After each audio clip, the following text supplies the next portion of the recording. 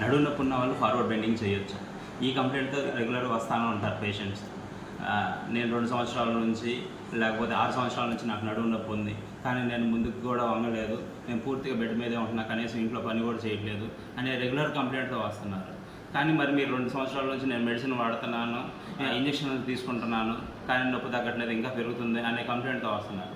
Recent studies ఏం చెప్తున్నాయి అంటే లాంగ్ పీరియడ్ రెస్ట్ అనేది కరెక్ట్ కాదు, యాక్టివిటీస్ చేయాలి.